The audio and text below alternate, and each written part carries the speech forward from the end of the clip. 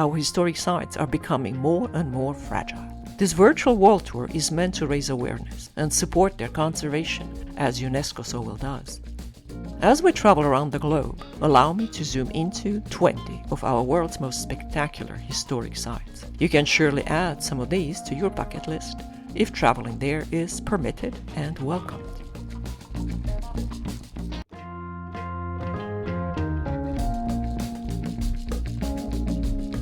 Spain, my habitat, is a good place to start, methinks. Although it is filled with UNESCO sites and ranks very near the top among the most visited countries in the world, I would like to zoom into two cities with most stunning architecture, Cordoba and Granada. Cordoba's large historic center is listed by UNESCO along its mosque cathedral and the Medina Sahara. Granada shines with the spectacular Moorish vernacular architecture of the Palatine city of Alhambra and the Hispano-Muslim town of Albaicin. Both cities bear the marks of many cultures and religions, from Romans and Visigoths to Islam, Judaism and Christianity. Untried architecture became one of their traits, and many new building and decorative techniques have been tried and executed, thus influencing the future of architecture in both the East and in the West.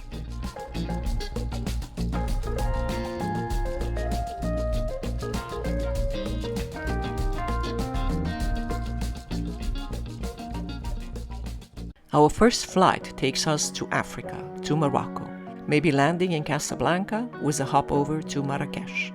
The medinas of several Moroccan cities are listed as UNESCO sites, but Marrakesh has a bit of an extra pull. It is the departure point for the Sar Ait Ben Haddou, a stunning UNESCO World Heritage Site located deep into the desert, going toward the Atlas Mountains.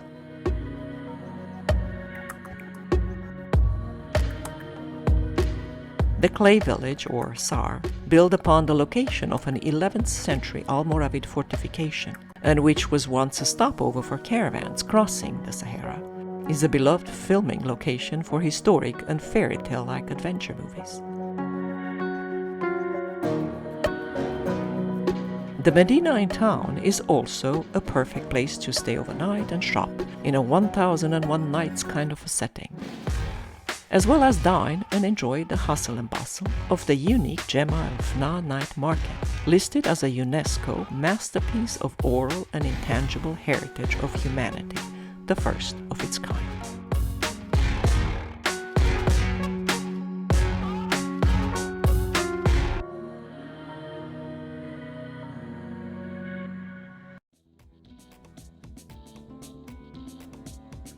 From Ait Ben Haddou, we can fantasize about crossing the nearby Atlas Pass into the Sahara, as camel caravans still do, although reaching Egypt, our next stop, that way, is only possible traveling with the finger on the map. Taking a flight there is much easier and much wiser. Egypt is filled with incredible UNESCO sites, from Alexandria to Abu Simbel. Let us zoom into Cairo, the old city of Memphis, to see its historic Islamic center, the pyramids and the Sphinx, before we hop over to Thebes/Luxor, with its legendary temples and the ancient pharaonic necropolis. The best way to cover both is by dividing time equally between Cairo and Luxor. A day trip to Giza allows you access to and into the pyramids, our world's only ancient seventh world wonder still standing. Attributed to three pharaohs who ruled Egypt around the 2500s BC, the pyramids are a never-ending fountain of new discoveries made at excavations still going on in their surrounding area. A visit to Cairo's history museums and to the Tutankhamun exhibit, plus a tour of the oldest medieval mosques, should be part of the plan, before you fly to Luxor to visit what is called the largest open-air museum of the antiquity in the world. The temples of Luxor, Karnak, Hatshepsut, as well as the Valley of the Kings, where some of the world's biggest treasures, dating back thousands of years, have been discovered.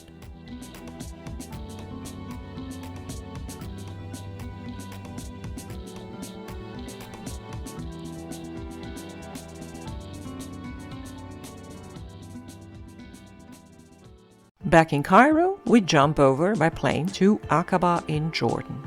Our target is Petra, in the south of Jordan, a city carved into sandstone somewhere between the Dead Sea and the Gulf of Aqaba.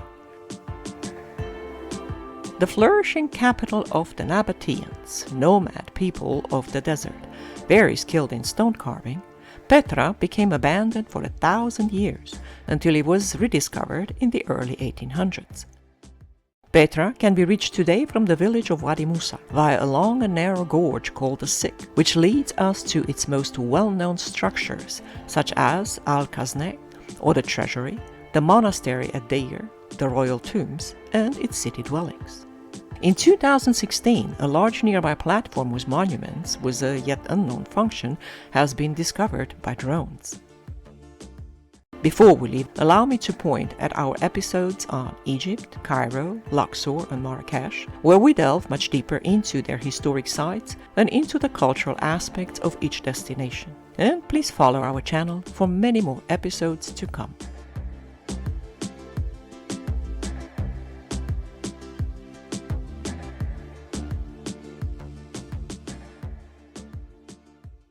Let us slowly drift into Asia, or much better, let's take a flight directly into India's capital city, Delhi.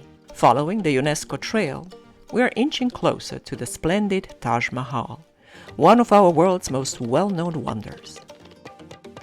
From Delhi, we can get there by plane, train, or automobile, by flying into the city of Agra, or hopping there on a bus, train, or even a taxi ride. The Taj Mahal is India's jewel, touristically speaking, a white marble mausoleum built in the mid-1600s by the 5th Mughal Emperor Shah Jahan for his wife Mumtaz Mahal. Decorated with semi-precious stones and built in Indo-Islamic and Mughal architecture, this historic, romantic, lavish and dazzling complex of monuments is a UNESCO World Heritage Site, forms part of the new 7 Wonders of the World, and has become a signature symbol of India. We sadly can't cover all of India's UNESCO sites, since we need to keep going around the globe. Fortunately, our following stop is not too far away in the big scheme of things.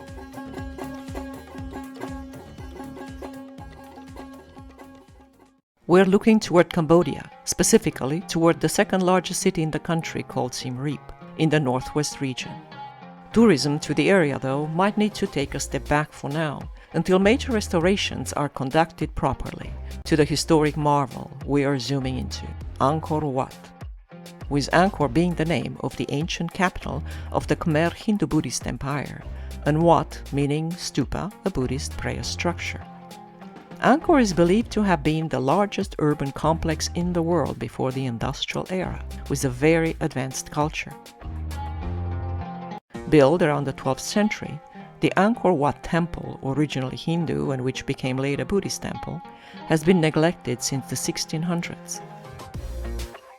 Only after it became a UNESCO World Heritage Site in 1992 did Angkor Wat finally receive the adequate, integrated and scientific attention it needed to halt a centuries-long deterioration caused by natural and unnatural factors.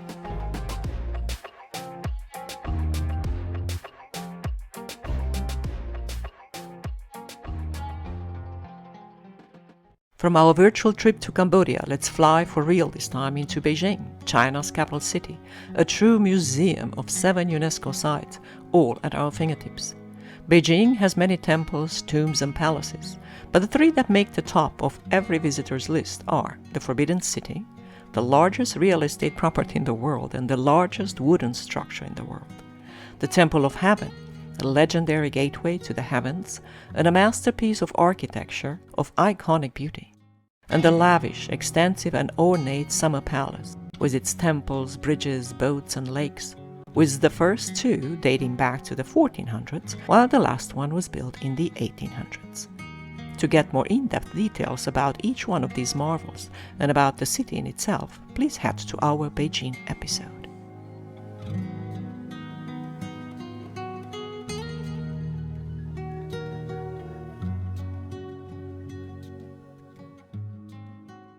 To reach the next stop on our UNESCO tour around the world, we only have to hop on a tour bus and leave Beijing behind for a day. The Great Wall of China, a world majestic site with a belligerent past, was listed as a UNESCO World Heritage Site in 1987. Built over a span of 2,000 years, the wall owns many superlatives. The greatest, the only, the longest, the most iconic, spanning over 20,000 kilometers and including over 40,000 fortification structures. While walking it, you will know why. Its size is impressive, and its history turbulent but striking. A grandiose testimony to our ancestors' ceaseless preoccupation with war endeavors. The Qing, Han, Jin, Sui, Tang, Song, Yuan, Ming, and Qing dynasties ruled imperial China for 2 millenniums, while their emperors came and went after fierce supremacy battles, be it internal or with other Asian peoples and territories.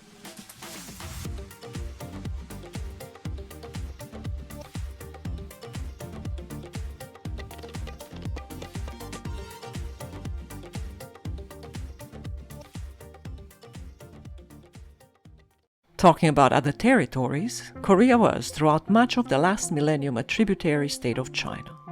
And we're heading there next. During the Joseon era in Korea, with a prolonged time of peace, several splendid palaces were built.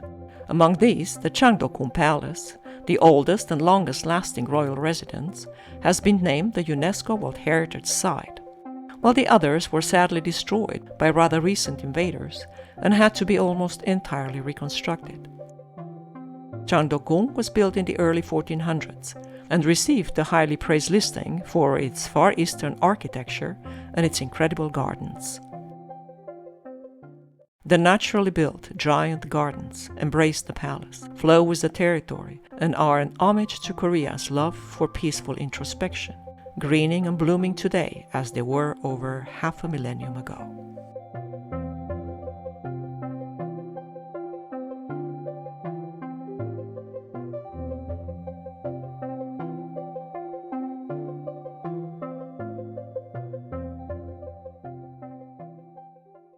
From Korea, we only have to take a short flight to reach our next UNESCO objective, or cluster thereof, Kyoto, in Japan. Once more, a historic city has become a true repository of UNESCO sites, with no less than 17 of them you can easily research online. I will point at 2 of the most frequented and easier to reach, the Kiyomisudera Temple and the Kinkakuji Temple. Our Kyoto episode expands on details. Kinkakuji is the iconic golden temple we've all seen whenever there is talk about places to visit in Japan. It is a must item on your bucket list. Kiyomisudera is located in the heart of Kyoto, and it is a complex of beautifully colored vermilion gates and towers, plus shrines and temples that go up the mountain and culminate with an impressive Buddhist temple, all built in wood, standing there since the 1600s, defying earthquakes and snowstorms. If time allows, you can go on to Nara and visit their equally impressive UNESCO cluster of sites.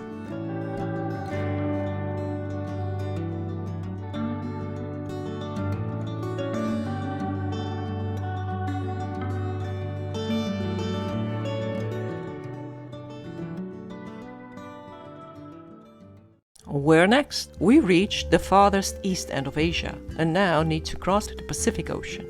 Fortunately, Tokyo as well as Osaka have direct flights to our next stop, hundreds of them a week.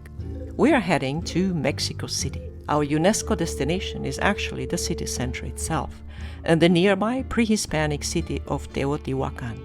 Mexico City is built upon the ruins of the ancient city of Tenochtitlan, once the capital of the Aztec Empire in the 1500s.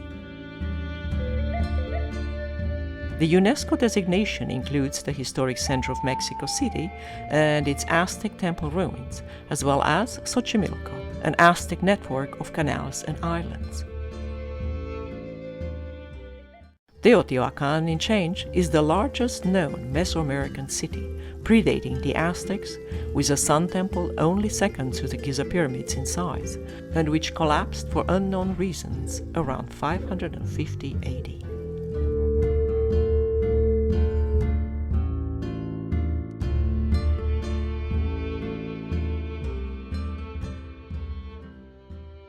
After we took in all what Mexico City has to offer, a short flight westward to the Yucatan Peninsula takes us to our next historic city and temple complex, the amazing Mayan Toltec Chichen Itza. The city has existed since about the 600s AD. Its main feature is the step pyramid of Kukulkan, or El Castillo, Kukulkan being a revered feathered serpent deity of the Mayans. The temple we see today sits on an older temple discovered underneath it, with a jaguar-shaped throne. Animals like eagles, jaguars, and snakes were used in its decoration, in vivid colors. Several other temples, playgrounds, and avenues were unearthed, as well as sacred sinkholes, cenotes, used for sacrificial rituals. The complexity of the site is hard to grasp, adding up to a whole city covering 5 square kilometers, with too many temples to count and different architectural styles and embellishments, as well as the nearby sacred caves of Balancanche.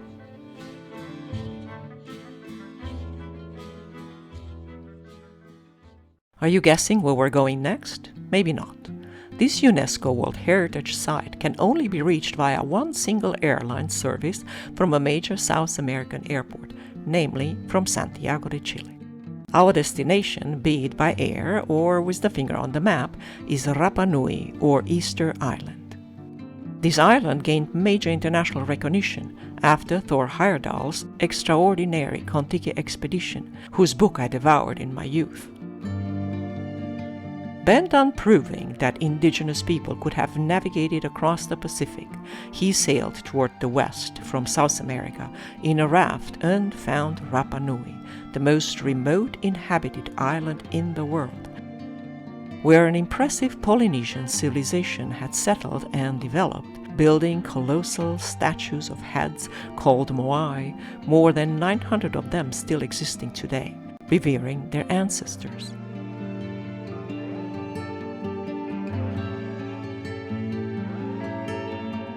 Their civilization is unique in the world, an impressive testimony to humans' power of imagination and resilience.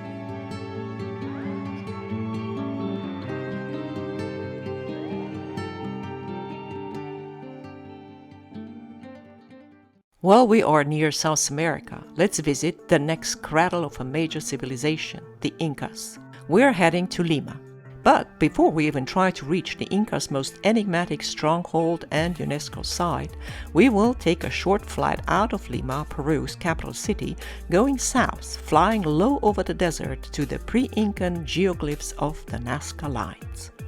With the drone technology in full swing, the Nazca lines seem to multiply, with about 100 new ones found in the last 4 years alone, over an area of 450 square kilometers.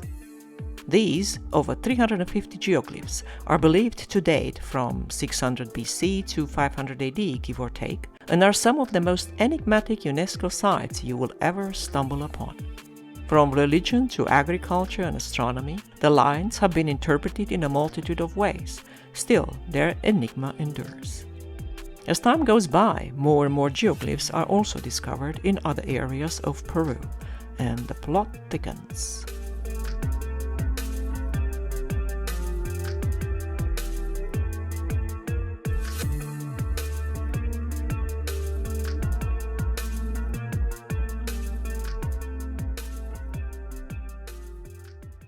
Our next flight is into the high-altitude city of Cusco to pay a visit to the once also very enigmatic lost city of the Incas, Machu Picchu.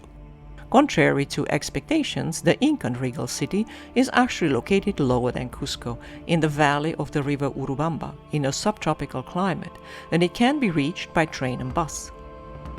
It was originally documented by a Spanish soldier centuries ago, but it was afterwards lost to Western visitors until the 1900s. The ecoregion surrounding Machu Picchu also forms part of the UNESCO site as a nature sanctuary.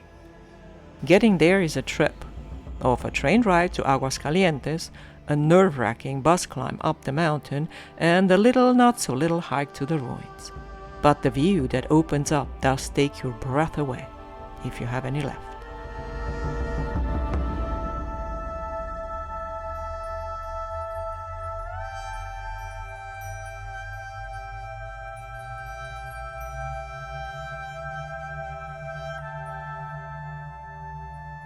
I would do it any time again, but I'll better not.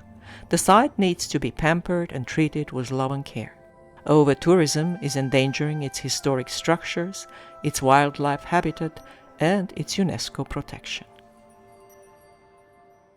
Once more, we have to cross a big pond. This time it's the Atlantic.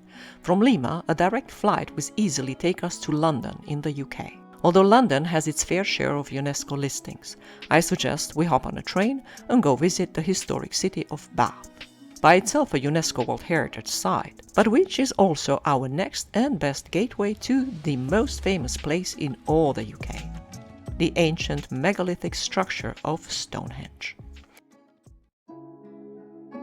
Its debated time of construction has been placed in the Neolithic, at the end of the Stone Age, or in the Bronze Age, or both, while being built in stages. The purpose of the circular structure of vertical sarsen stones topped with horizontal lintel stones is also debated. From being a burial site to a place of worship, many hypotheses have been explored. Plus, myth and legends about the place abound, involving kings and heroes, from Uther Pendragon to Merlin and African giants. Stonehenge does not stand alone, though. Many other enigmatic structures and land features surround it, adding to its mystery and lore.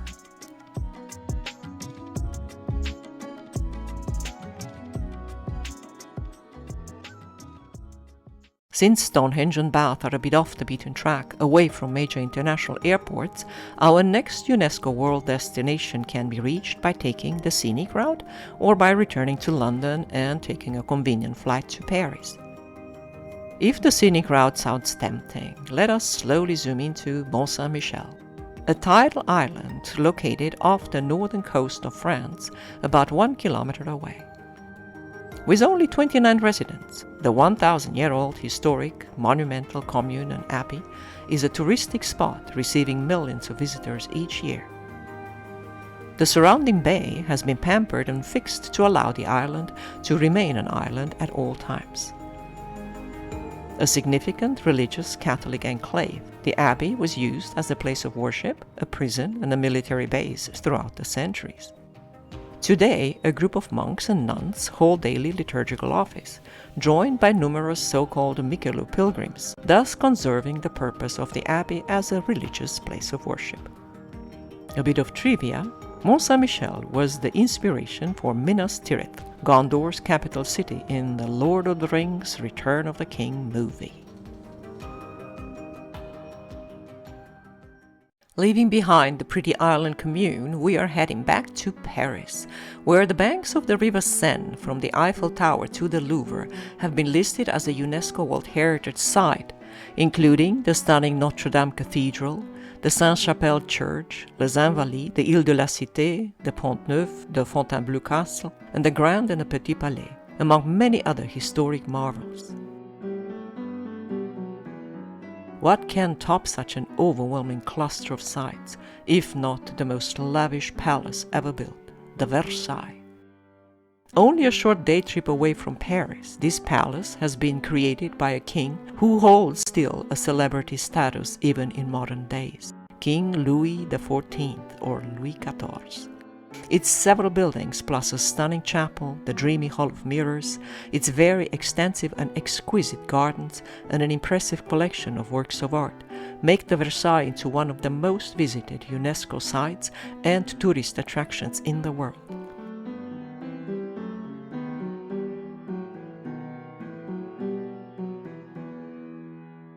Head to our Paris episode for further details on both the city and the Versailles.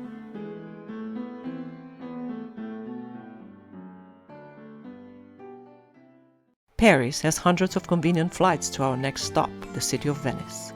Many cities listed by UNESCO as a World Heritage Site have historic centers, though rarely has an entire city been declared a UNESCO site. Venice owes this distinction to the fact that little has changed in it since it became a significant maritime power in the Middle Ages, followed by a fruitful, serene and prosperous Renaissance era. Each building, each bridge, palace, or church has been touched by Italy's most famous artists, sculptors, painters, and architects. The gorgeous city of canals and its surrounding lagoons made the UNESCO listing for its monuments, such as Piazza San Marco, the Palazzo Ducale, and the palaces along the Canal Grande, as well as for its historic significance, its natural environment, its resilience, and its historic integrity. For more about Venice, head to our episode dedicated to this exceptional treasure of a city. It is time to leave Venice though and take a short train ride, as well as a deep dive back into ancient history to visit the capital of the Roman Empire, Rome, or Roma, home to too many UNESCO sites to count. Its treasures include world-famous historic monuments such as the Pantheon, the Imperial Forums, the Castel Sant'Angelo, the Piazzas Navona di Spagna del Popolo, the Capitol Hill, and impressive basilicas, among many others. I would like to zoom into the Colosseum though, Italy's most famous world wonder. Built in the 1st century AD by a line of Roman emperors of the Flavian dynasty in order to stage mortal combat fights between gladiators and wild beasts, the Colosseum, just like the Great Wall of China, marks a time in our history when man reached an uncanny artistic and cultural development based on violently assimilating and building upon other previous cultures who expired in the face of ruthless greatness. The Colosseum is part of the new 7 World Wonders, joining the Taj Mahal, Petra, Machu Picchu, and several others we visited in this world tour of UNESCO HISTORIC WORLD HERITAGE SITES. These all represent times in our past when an accumulation of struggles, creative power, and shifts in our ways of thinking have led to giant leaps forward, and which are worth preserving with love and care, to serve as educational, 3-dimensional pages in the history book of our species' evolution. Thank you for watching. If you like this video, please don't smash any buttons, just gently like and subscribe for more. The world is vast and it's all yours. Discover more of its wonders right here.